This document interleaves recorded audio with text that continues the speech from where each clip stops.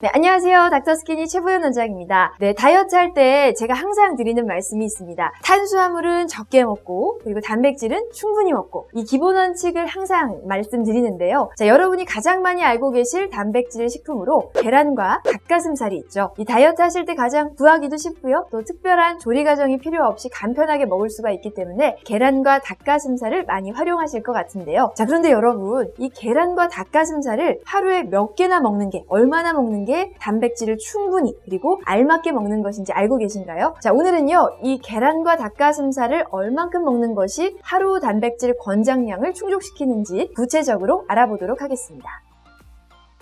네, 단백질의 하루 권장 섭취량은요, 체중 1kg당 0.8에서 1.2g을 섭취하시면 됩니다. 쉽게 그냥 체중 1kg당 1g의 단백질을 섭취하면 된다라고 생각하시면 되는데요. 자, 예를 들어서 몸무게가 60kg인 사람의 경우에는요, 하루에 60g의 단백질을 섭취하시면 되겠습니다. 네, 저도 저희 병원 오시는 체형 환자분들에게 계란과 닭가슴살을 다이어트 식품으로 많이 권해드리는데요. 이 계란과 닭가슴살이 다이어트 식품으로 훌륭한 데에는 이유가 있습니다. 단백질 함량은 풍부하면서 다른 탄수화물이나 지방 함량이 거의 없기 때문에 칼로리가 굉장히 낮다는 장점이 있죠. 자, 먼저 계란부터 말씀을 드리면요. 계란 한 개에는요, 단백질이 7g이 들어있고요. 칼로리는 계란 한 알에 80칼로리밖에 안 합니다. 자, 계란은 흰자와 노른자로 이루어져 있죠. 계란을 드실 때 대부분 이 노른자를 빼고 흰자만 드시는 경우도 있기 때문에 단백질 함량을 각각 알려드리면요. 이 흰자에는 단백질이 4g, 또 노른자에는 단백질이 3g이 들어있습니다. 특히 흰자에는 단백질은 풍부하지만 지방은 거의 없기 때문에 칼로리도 이 흰자만 먹게 되면요. 20칼로리밖에 하지 않습니다. 자, 그리고 닭가슴살의 경우에는요. 닭가슴살 100g에 단백질이 23g이 함유가 되어 있는데요. 자, 이 정도면 굉장히 단백질 함량이 많은 겁니다. 자, 그러면서 칼로리는 어떤가요? 이 돼지고기 삼겹살과 비교를 좀 해보면요. 닭가슴살은 100g당 단백질이 23g이 포함되어 있고 칼로리는 100칼로리인데 반해서 삼겹살의 경우에는요. 100g당 단백질 함량이 13g으로 이 닭가슴살 23g에 비해서 더 낮죠. 그런데 칼로리는 어떤가요? 100g당 칼로리가요. 373칼로리로 거의 닭가슴살의 3배 가까이 하는 것을 볼 수가 있습니다. 자, 그래서 칼로리는 낮으면서 단백질 함량은 풍부한 이 닭가슴살을 다이어트 할 때 많이 권해드리는 거죠.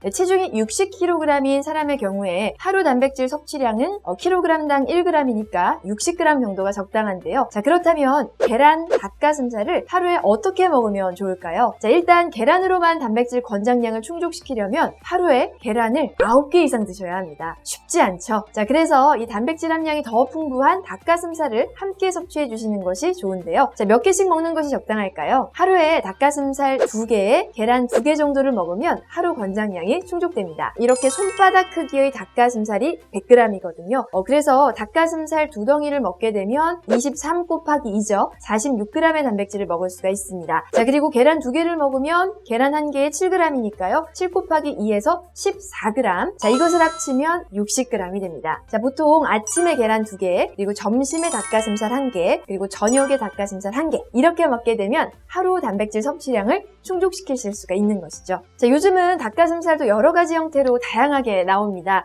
닭가슴살 순살, 또 닭가슴살 소세지, 또 닭가슴살 큐브, 함박 스테이크 다양하게 나오니까요. 여러 가지 종류를 활용해 보시면 좋겠고요. 만약 점심도 닭가슴살, 저녁도 닭가슴살이 너무 지루하시다고 한다면 이 점심 닭가슴살 대신에 기름기가 적은 부위의 돼지고기나 소고기를 활용해 보셔도 좋겠습니다. 단 100g당 칼로리를 꼭 따져보셔서 100g당 300칼로리가 넘는다면 고칼로리라고 보시면 되니까요. 100g당 보통 100에서 200칼로리 사이에 해당하는 부위를 선택해 보시면 좋겠습니다.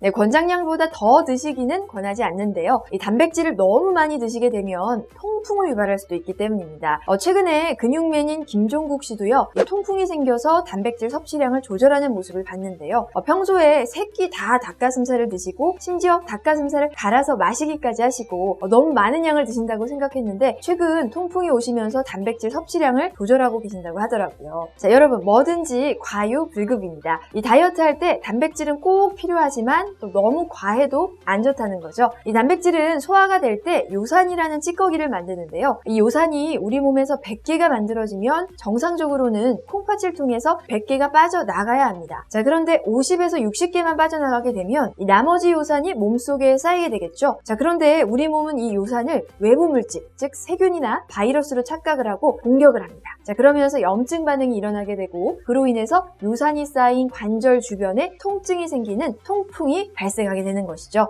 즉 우리가 단백질을 너무 과잉 섭취하게 되면 단백질 분해 산물인 요산도 함께 늘어나면서 통풍의 발현 빈도도 높아지는 것입니다. 따라서 하루 권장 섭취량을 지켜서 드시는 것이 좋겠습니다. 자, 오늘은 다이어트 시 많이 드시는 계란 그리고 닭가슴살을 하루에 얼마나 섭취하면 좋은지를 알려드렸는데요. 이 계란이나 닭가슴살만 드시게 되면 질릴 수 있기 때문에 자, 다음 시간에는요, 함께 활용하면 좋을 고단백, 저칼로리 식품들을 또 알려드리도록 하겠습니다. 감사합니다.